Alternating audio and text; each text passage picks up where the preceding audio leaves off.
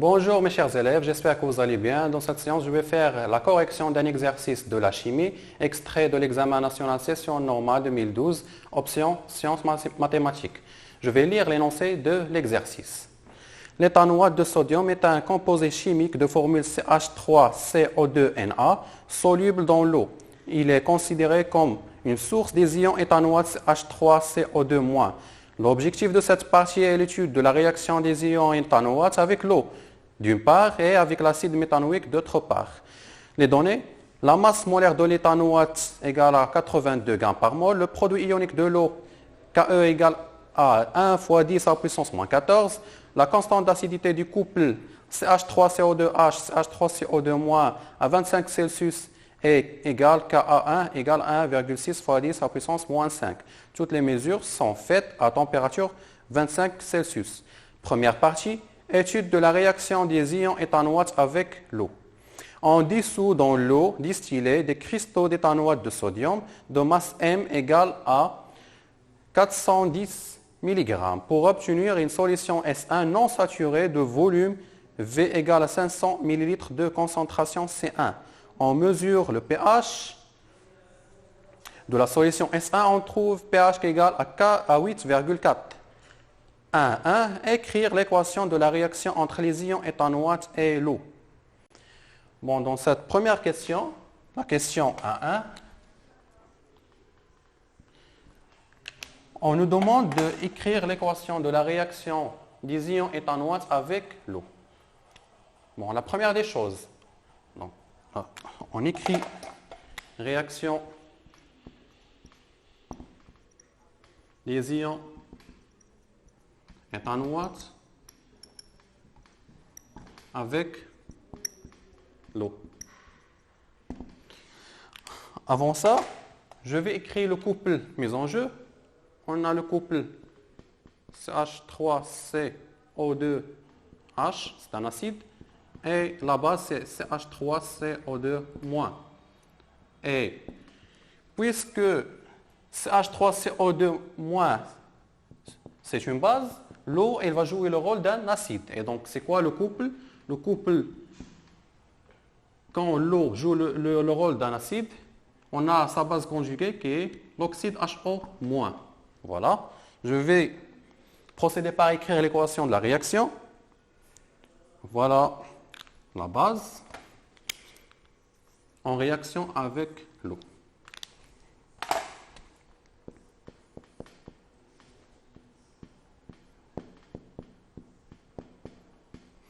Qui va nous donner à CH3CO2H plus l'hydroxyde.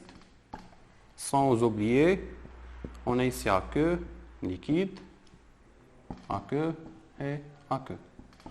Voilà la première question. On passe maintenant à la question suivante. 1.2. En utilisant le tableau d'avancement de la réaction, exprimez le taux d'avancement final temps 1 de cette réaction en fonction de Ke, C1 et pH. Et puis calculer taux 1. Dans cette question, je vais établir l'expression du taux final de l'avancement taux 1 en fonction de C1, la concentration, et de pH et de Ke, le produit ionique de l'eau. Okay? En utilisant le tableau d'avancement. La question 1.2. Voilà, 1.2. L'expression de taux d'avancement final temps 1 en fonction de Ke, C1 et pH. Puis on va calculer la valeur. Donc la première des choses, c'est quoi l'expression de taux 1? Donc taux 1, c'est X final divisé par X max. Voilà. Sachant bien que X final c'est l'avancement à l'état final et X max c'est l'avancement à l'état maximal. Okay? Je vais écrire le tableau d'avancement, ou bien dessiner le tableau d'avancement.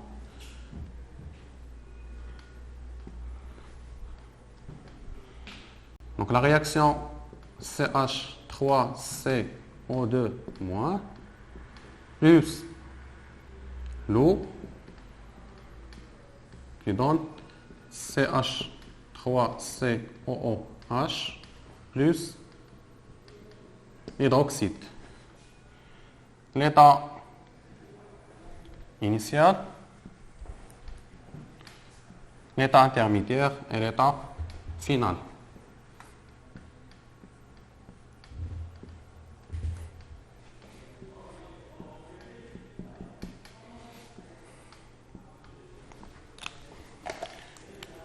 Voilà.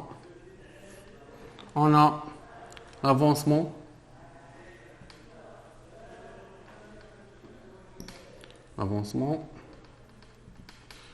Et l'état de la réaction. Donc on a l'état initial, T égale à 0. T différent de 0, c'est l'état intermédiaire et l'état final. L'avancement à l'état initial, c'est 0, x et x final, ou bien x équilibre. On sait bien que pour le cas de l'eau, elle est toujours en excès. Elle reste juste pour la base, elle est à queue. Donc c'est quoi la quantité de matière initiale? C'est C1 fois V. Pour les produits non pas encore trouvés, donc c'est 0, 0. On est à l'état intermédiaire, c'est C1 V moins X. X et X. L'état final, c'est un V moins X final. X final, X final. Et on déduit quoi du tableau d'avancement? On est censé de trouver X final. Donc d'après le tableau d'avancement, on a X final qui est égal à quoi? Elle est égale à la concentration effective des ions ou bien de l'acide divisé par le volume total, ou bien elle est égale à la concentration effective des ions hydroxyde divisé par le volume total. J'écris CH3COOH, la concentration effective à l'état final ou bien à l'état d'équilibre, l'égale à l'hydroxyde H-, et qui est égal à quoi? C'est X final divisé par le volume. Voilà pour le cas des produits. Et donc c'est quoi X final? C'est la concentration effective des H- fois V. Je peux déduire que X final, c'est la concentration effective des ions H- à l'état final fois le volume. J'ai trouvé X final. Il reste à déterminer X max.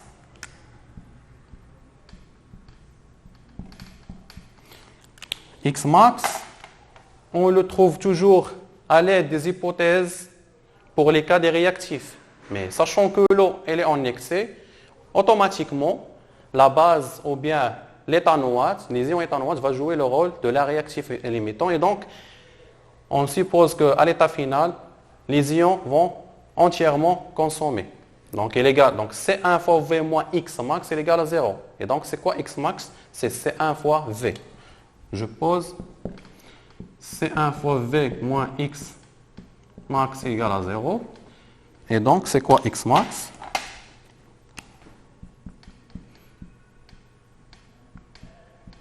Il est égal à C1 fois V. Et je vais remplacer dans l'expression de A. Donc,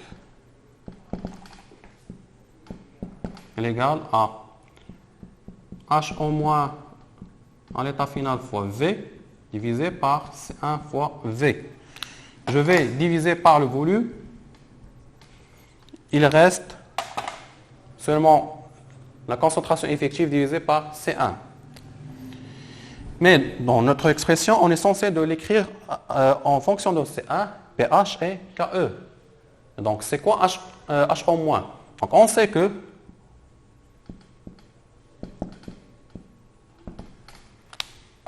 Ke, le produit ionique de l'eau, est égal à produit de concentration effective des H3O+, fois HO-, final, qui est égal à une constante à 10 en puissance moins 14. Et donc, c'est quoi HO-? C'est 10 à puissance moins 14 divisé par H3O+. Ou bien, c'est Ke divisé par H3O+. Donc, HO-, à l'état final, c'est Ke divisé par H3O+. Avec H3O+, c'est 10 à la puissance moins pH. 10 à la puissance moins pH. Ou bien Ke fois 10 à la puissance pH. Et je retourne dans cette expression. Je vais remplacer H par son expression. C'est Ke fois 10 à la puissance pH. Dans 1, l'expression de taux 1, il devient HO-, c'est quoi? C'est Ke fois 10 à la puissance pH. Et je divise par C1. Et voilà l'expression de taux 1. Et la dernière chose, c'est de calculer la valeur. Donc, par application numérique, on obtient la valeur de taux 1.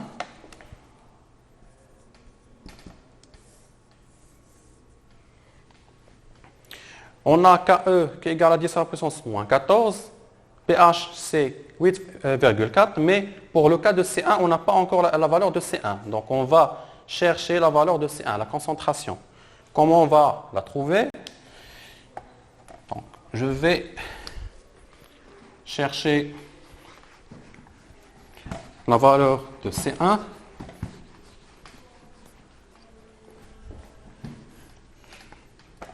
Donc, c'est quoi C1? On a C1 fois V, c'est la masse divisée par la masse molaire. Et donc, c'est quoi C1? C'est la masse divisée par la masse molaire fois le volume. Et dans l'énoncé, on a la masse qui est égale à 410 mg. On va la convertir en grammes. La masse molaire, c'est 82. Et le volume, c'est 500 ml. On va la convertir, il est égal à 0,5 litres. Et finalement, la valeur de C1 vaut, la concentration toujours elle est en mol par litre. On a la valeur de la concentration qui est égale à 10 puissance moins 2. Voilà.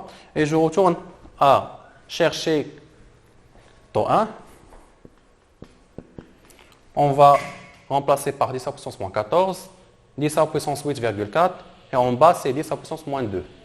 Et finalement, la valeur de taux 1, 100 unités, est égale à 2,51 fois 10 à puissance moins 4. 2,51 fois 10 à la puissance moins 4. Voilà la réponse de la question. Je passe maintenant à la question suivante. 1.3. Exprimer la constante d'équilibre K associée à l'équation de cette réaction en fonction de C1 et taux. Puis, vérifier que K égale à 6,3 fois 10 à la puissance moins 10. Donc, dans cette question, 1.3, on va exprimer K en fonction de C1 et taux 1. Puis, on va la calculer ou bien montrer. Donc, 1.3. La constante d'équilibre K en fonction de C1 et taux 1. Voilà. On sait bien que la constante K égale à quoi? Égale à la concentration effective ou bien le produit des concentrations effectives des produits divisé par le produit des concentrations effectives des réactifs. Il devient quoi? C'est H3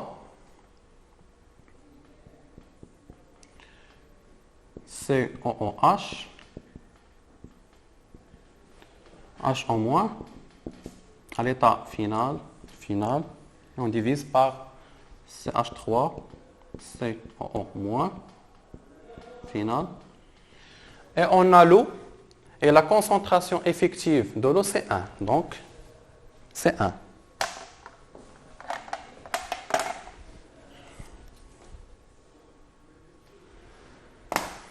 Donc, c'est seulement 1. OK? Et on a déjà dit que la concentration effective des ions HO- est égale à la concentration effective des CH3COH. Donc, ils sont égaux. Ils ont la même concentration effective. Donc, je vais remplacer CH3COH par HO-.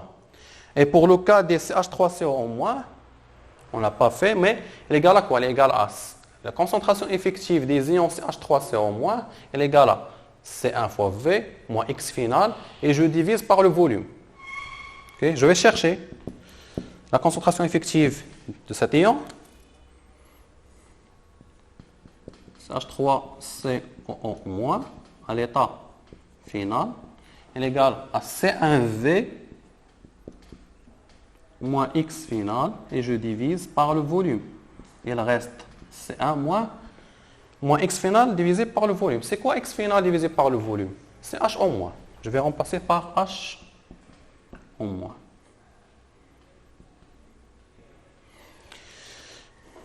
OK.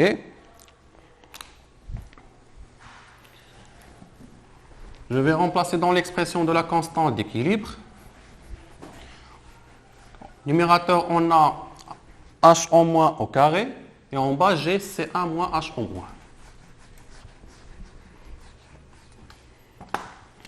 J'écris HO- au carré, l'état final.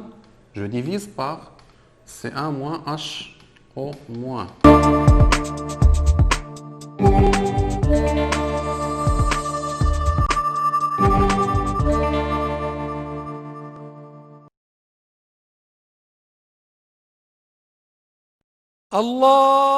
الله أكبر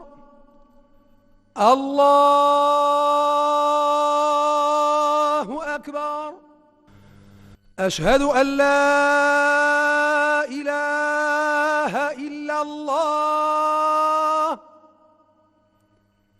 أشهد أن لا إله إلا الله أشهد أن محمد رسول الله أشهد أن محمد رسول الله حي على الصلاة حي على الصلاة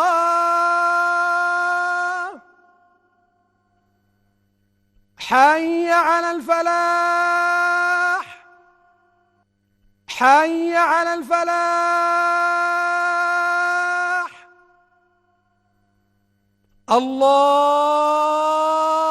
الله أكبر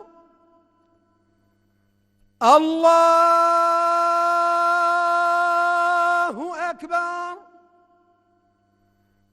لا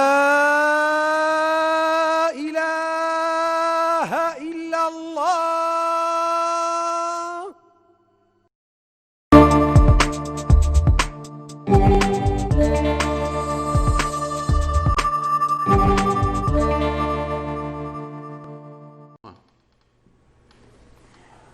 Avec l'expression entre temps 1 ou bien HO- et C1, on sait que, ou bien on a temps 1 qui est égal à HO- à l'état final divisé par C1. On a déjà trouvé cette expression. Et donc je vais remplacer par HO-. J'aurai la constante K qui est égale à T1 fois C1 le tout au carré. Et en bas, j'ai C1 moins T1 fois C1. Finalement, je vais factoriser par C1 et j'ai divisé par C1, j'aurai K qui est égal taux 1 carré fois C1, en bas c'est 1 moins taux 1. Voilà l'expression. Et je vais montrer que la valeur de K, il vaut à 6,3 fois 10 à la puissance moins 10. Donc je vais faire l'application numérique.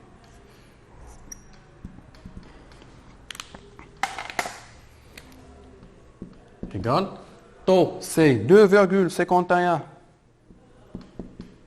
fois 10 à la puissance moins 4, le tout au carré, fois la concentration C1, c'est 10, puissance moins 2, et en bas, c'est 1 moins 2,51 fois 10 à la puissance moins 4. Le calcul va nous donner une valeur de K qui est égale à 6,30 fois 10 à la puissance moins 10.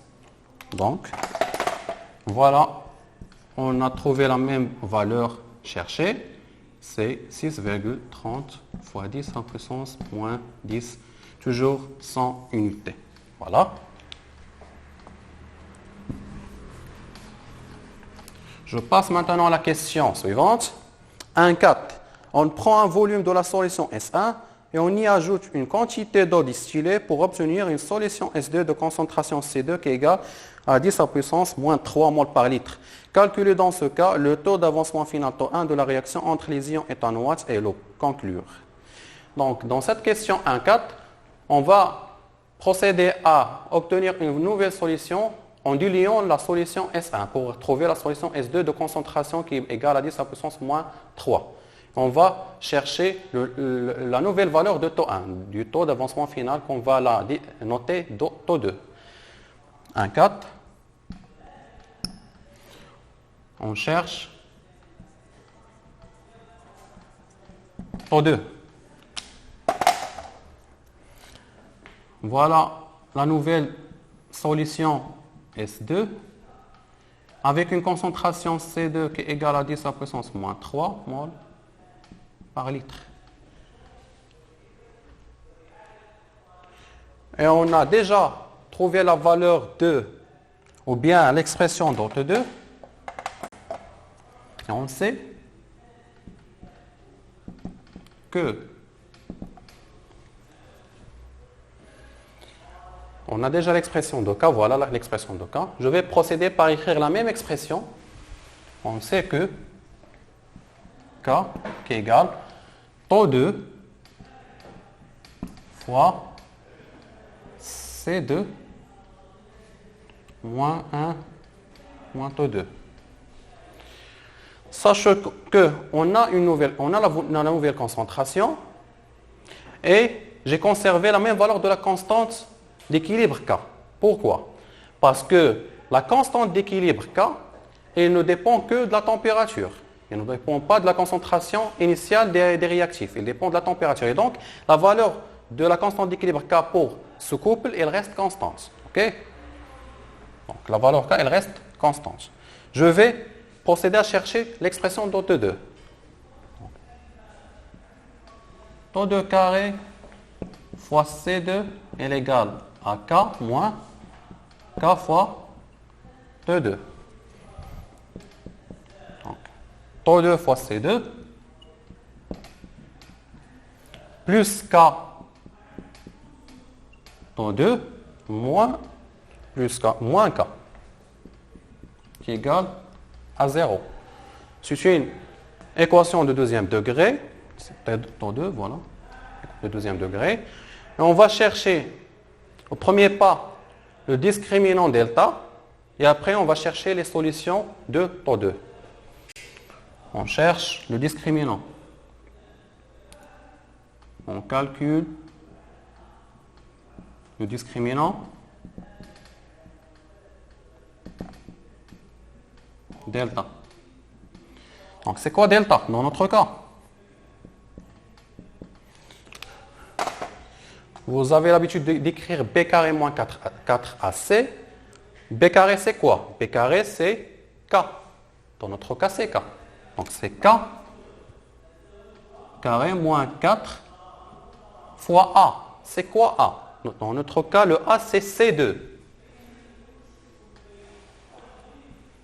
B carré moins 4AC. C'est quoi C? Notre C, c'est moins K. On va remplacer par les valeurs de K, C2. Et après, j'aurai la valeur de delta. La valeur de delta qui est égale «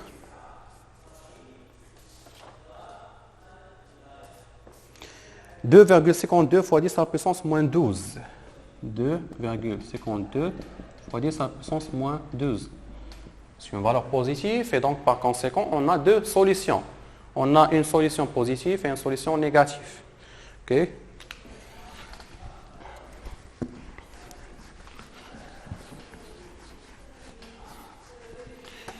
On a deux solutions.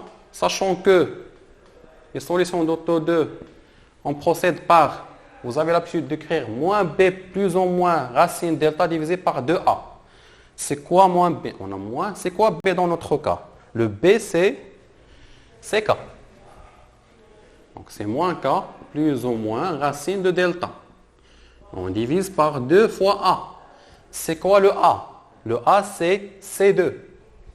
2 fois C2. Et voilà. On aura deux valeurs, dont l'une positive et l'autre négative. On a deux valeurs. Donc la valeur positive, c'est 7,93 fois 10 à la puissance moins 4.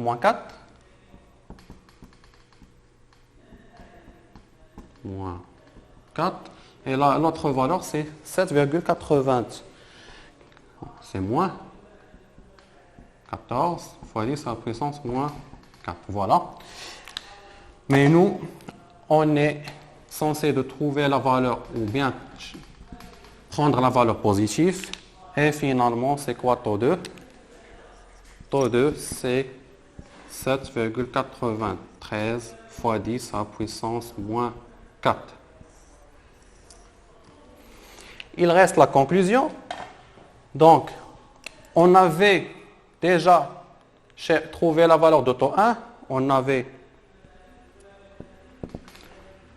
taux 1 qui est égal à 2,51 fois 10 à la puissance moins 4 de la première solution, quand C1 égale à 10 à la puissance moins 2 mol par litre.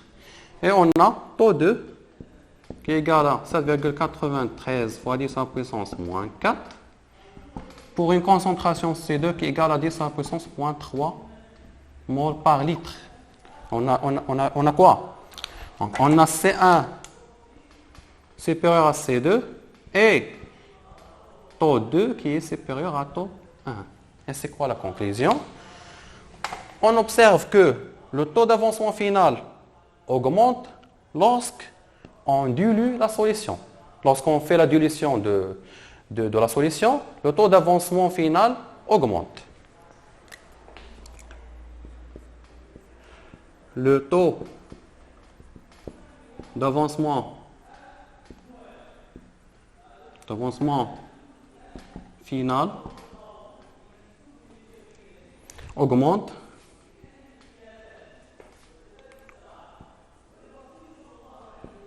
lorsqu'on dilue la solution.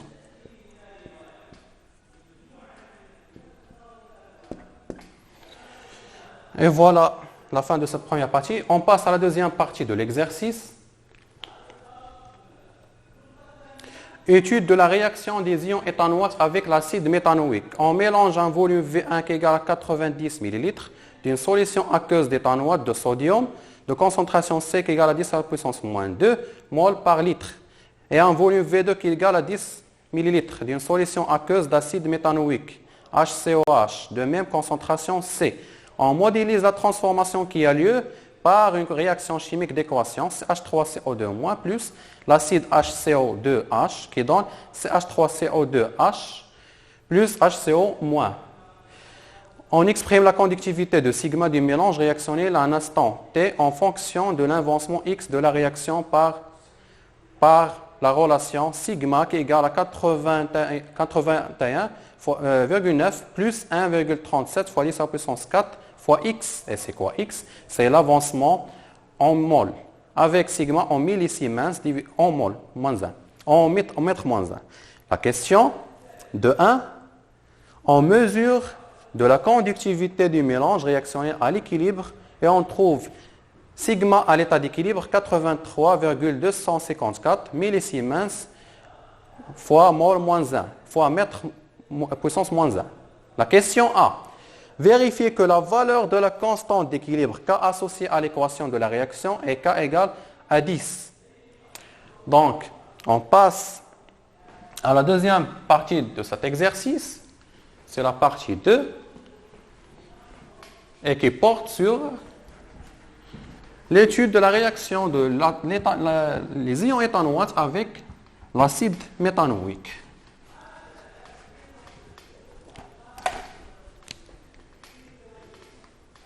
Réaction des ions éthanoates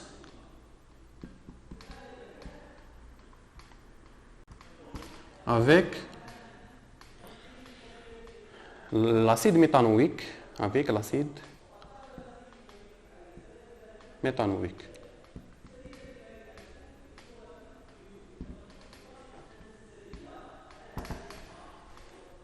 On a des données à écrire. On a la conductivité à l'état d'équilibre qui est égale à 83,254 millisiemens fois mètre moins 1. Et on a l'expression de sigma qui est égale à 81,9 plus 1,37 fois 10 à la puissance 4 fois x. Voilà. Et on n'oublie pas la réaction, ou bien l'équation de la réaction, CH3CO2- plus l'acide méthanoïque HCOH qui donne un CH3CO2H plus les ions méthanoates HCO2-. Voilà. Et la première question de 1, c'est, ou bien de 1, la question 1, on montre que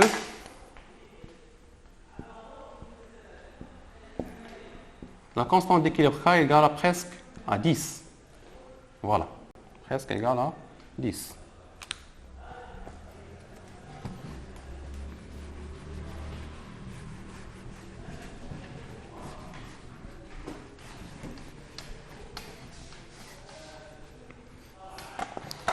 Et c'est quoi l'expression de la constante d'équilibre K? Toujours, elle est liée à la réaction. Donc c'est CH3 CO2H à l'état final fois HCOO- à l'état final divise par CH3 CO2- fois HCOOH final. Voilà. Donc, on est censé de dessiner le tableau d'avancement et après, on cherche les différentes expressions des concentrations effectives de ces éléments chimiques.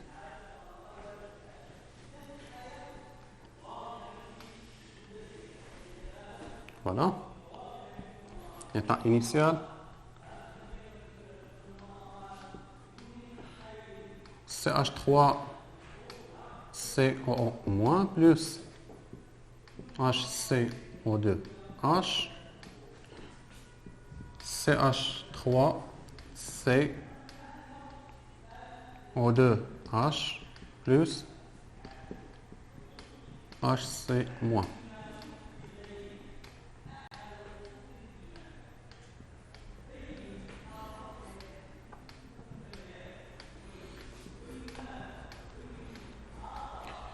Je vais seulement limiter par 2 instants. Je vais écrire seulement AT égale à 0 et AT final.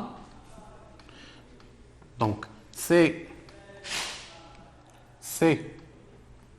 fois V, c'est CV1 et C fois V2.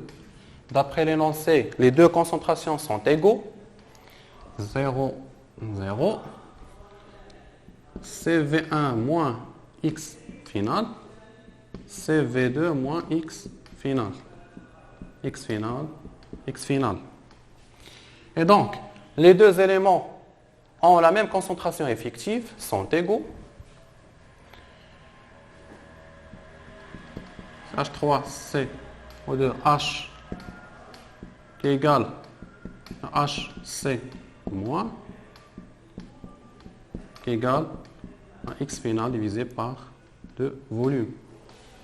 Et pour le cas des autres éléments ou bien des réactifs, CH3CO2- est égal à C fois V1 moins X final divisé par le volume total. C'est quoi le volume total? Le volume total, c'est V1 plus V2. Voilà. On n'oublie pas V total. Pour le cas de HCOOH, de même, c'est C fois V2 moins X final. Je divise par V total. On va remplacer les 4 expressions dans K. On aura quoi? Les deux sont égaux. Elle est égale à X final divisé par le volume. X final divisé par le volume au carré. Et en bas, c'est C1 fois V moins X final.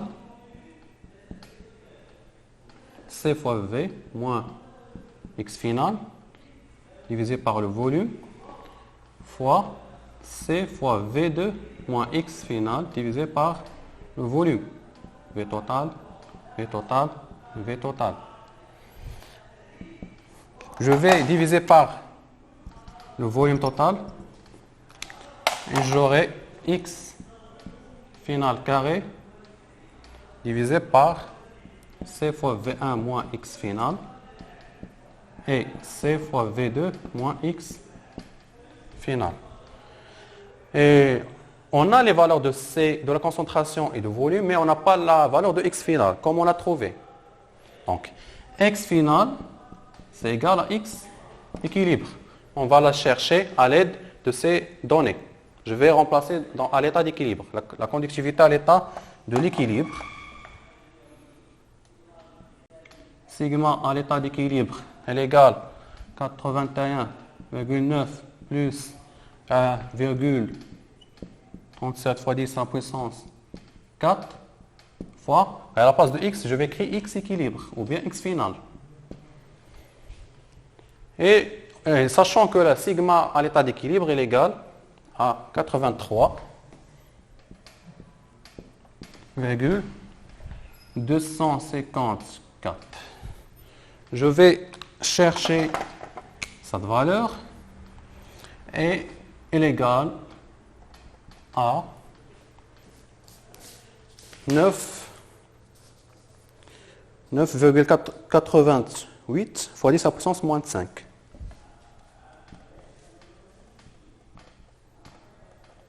Bien sûr, en mol.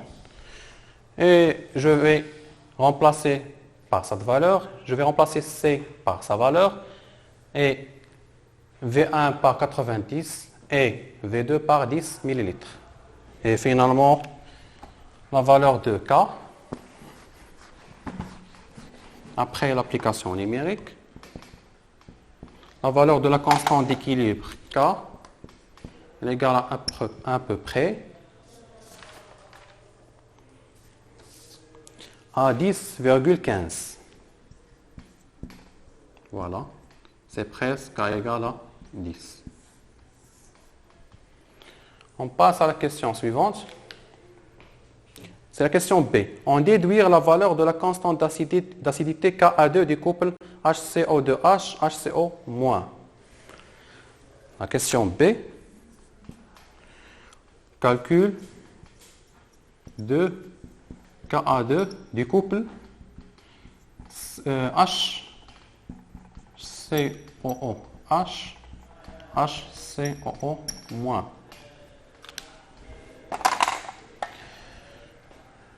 Je vais utiliser la constante d'équilibre K, qu'on l'avait déjà travaillé avec. C'est CH3CO2H fois HCO2-. Et je divise par CH3CO- fois HCO2H. Et donc, je vais faire apparaître le Ka2 ici en multipliant par H3O+, et H3O+. Donc la première, la voilà. Et la deuxième, la voilà. Donc K égale à quoi? Égale à Ka2 divisé par Ka1. Et donc, Ka2 est égal à K fois Ka1. Avec Ka1 qui est égal à 1,6 fois 10 à la puissance moins 5.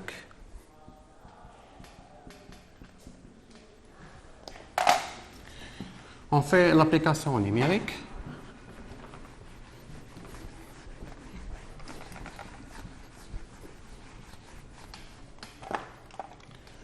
Et je remplace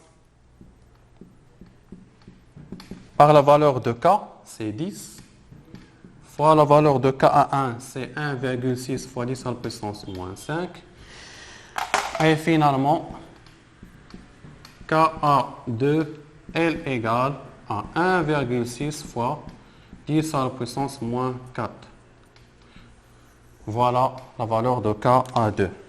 J'arrive à la fin de cette séance. Bon courage et à bientôt.